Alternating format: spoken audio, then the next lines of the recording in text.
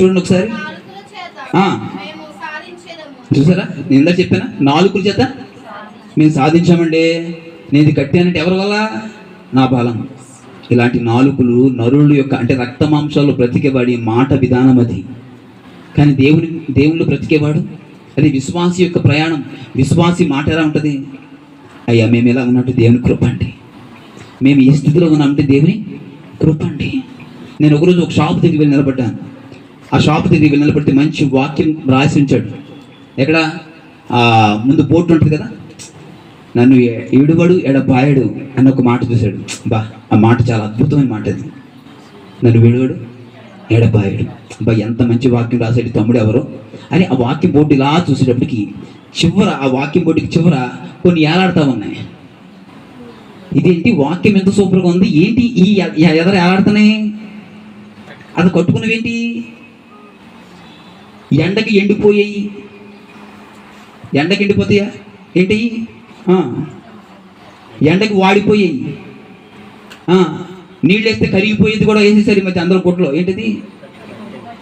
అవన్నీ ఉన్నాయి. నేను అనుకున్నాను, ఈ వాక్యం చూసి అసలు దేవుడి కోసం రాశాడా లేకపోతే ఈటి వదలని రాశాడా నాకు అర్థం కాలేదు. ఒకసారి చాలా బాధ వేసింది.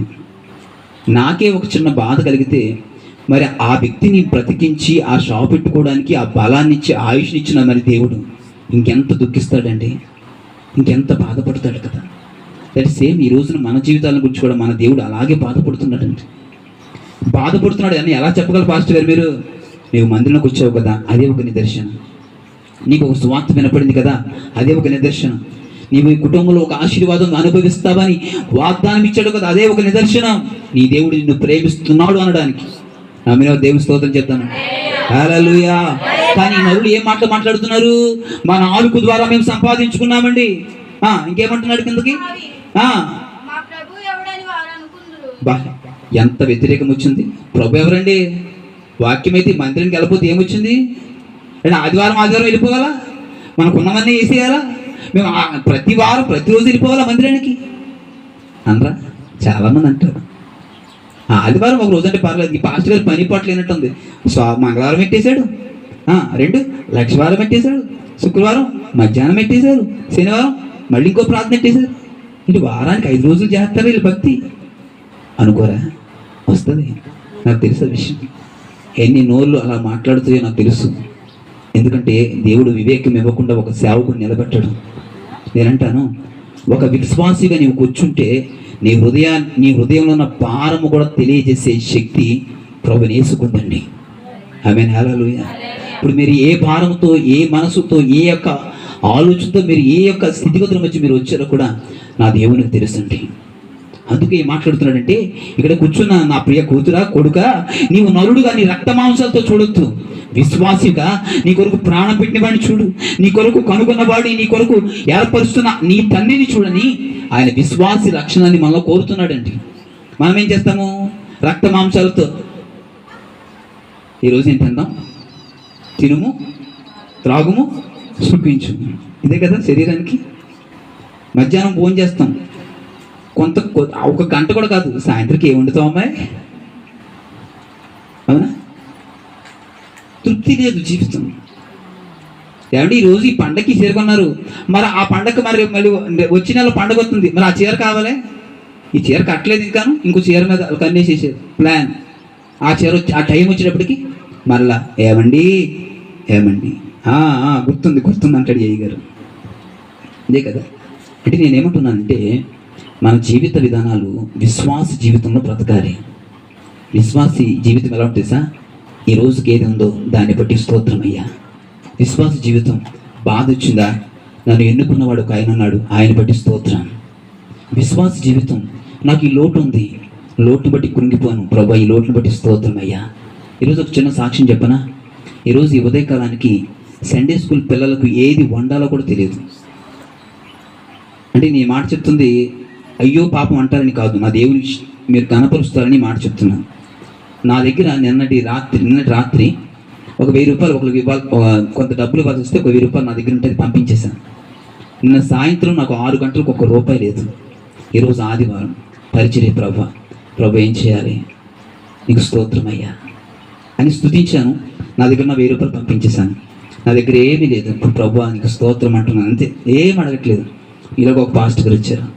అనియా తమ్ముడా, అనియా చిన్న కానుక తీసుకొని, ఆయన తమ్ముడా వద్దు తమ్ముడు, నేనే లేదు అనియా, నేను ఇవ్వకపోతే నేను ఈ నేరాపని నా మీద అయిపోద్ది అని చిన్న కానుక ఇచ్చి వెళ్ళిపోయాడు. ఆ రోజు ఈ ఉదయకాలం ఏం చేసింది? ఆ చిన్న కానుక పని చేయడం ప్రారంభించింది. చప్పట్లు కూడా కనపరచుదామండి. హల్లెలూయా. ఇది చాలా చిన్నదే కదా, చిన్నదే, కానీ ఈ బలహీనమైన గుండెకు కొండంత బలం అండి. నీకు నీకు నీకు నాకు ఏ రోజుకి ఏది కావాలో పెట్టి పోషించగలిగిన దేవుడు మనకున్నాడండి. ఆమేన్. హల్లెలూయా. ఇది నా గుండె ధైర్యం. ఆ గుండె ధైర్యం మీకు ప్రకటిస్తున్నాను, ఆ విశ్వాసమే మీకు ప్రకటిస్తున్నాను. అందుకే నీవు నరుల్లా బ్రతకొద్దు, నరక్త మాంసాలతో బ్రతకొద్దు, విశ్వాసిగా బ్రతుకు. ఈరోజు ఇచ్చాడా ప్రభు నీకు స్తోత్రం, ఇవ్వలేదా నీకు స్తోత్రం అయ్యా. ఈరోజు ఉపవాసం ఉండాలా? ఉంటానయ్యా. మన జీవితాల్లో మన జీవితాన్ని కట్టుకున్నప్పుడు ఏ స్థితిగతులు వచ్చినా మనం ఉద్ధరించగల మన దేవుడు మనకున్నాడు. హల్లెలూయా. చాలా మంది పరిస్థితిని బట్టి ఏం చేస్తుంది సార్? దుఃఖం, వేదన, ఆ పరిస్థితి మంచి తనుకుంటూ వస్తుంది. కానీ నేను అంటాను, నా దేవుడు నాతో ఉన్నాడని ధైర్యం నీకుందా? ఎస్, ఉంటే ఏం జరుగుతుందన్నా? చూడండి, కింద చూడండి ఒకసారి.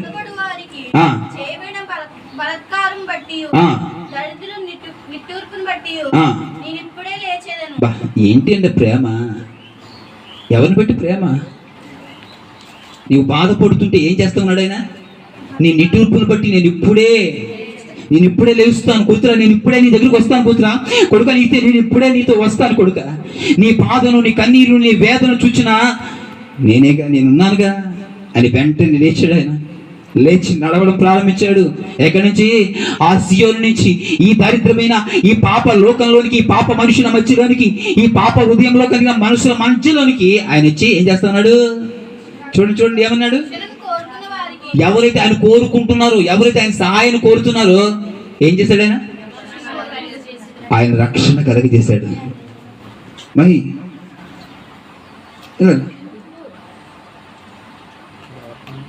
చూడండి, ఈ బిడ్డ ఒకవేళ మీకు ఈ బిడ్డ కనపడలేదా? సరే ఇలా రా, ఇప్పుడు కనపడుతుందా? కొంతమంది కనపడతలేదు. సరే చూడండి, చిన్న బిడ్డ ఉంది నా దగ్గర. ఈ బిడ్డ సండే స్కూల్కి రావాలని ఆశ, సండే స్కూల్కి వచ్చింది, వాక్యం వినాలని ఆశ, వింటుంది. ఇప్పుడు వింటున్న వాక్యాన్ని బట్టి తన మనసులో ఏదైనా అందరిలాగా కాదు, నేను ఒక ప్రత్యేకంగా ఉండాలని అనుకుందనుకోండి, వెంటనే పాస్టర్ గారు ఇప్పుడు తన పక్కకు చేర్చుకున్నాడు. ఇప్పుడు ఎలా ఉంటుంది ఆ బిడ్డ హృదయం? మీ అందరిలో చూడండి, ఎంతమంది ఉన్నారు ఇక్కడ. ఎస్ సార్, మా ఈ బిడ్డ ఏమనుకుంటుంది ఒకసారి చూడండి. అరే ఒకసారి ఇప్పుడు చూడండి ఒకసారి. ఈ బిడ్డ ఇప్పుడు చిన్న బిడ్డే కదా, మీరేమనుకుంటారు? వాక్యం చెప్తే ఎవరు పెద్దవాళ్ళు బట్టి చెప్తారు, పెద్దవాళ్ళు బట్టి చెప్తారు. కానీ చిన్న బిడ్డ హృదయంలో ఎలా ఉంటుంది ఒకసారి ఆలోచించండి. నన్ను ఇక్కడ పాస్టర్ గారు ఎత్తుకున్నారు, ఎంతమంది చూస్తున్నారు నన్ను, ఎంతమంది, అబ్బా ఎంత పాస్టర్ గారి చేతిలోకి బిడ్డ ఎత్తుకుందా, ఒక సంతోషం.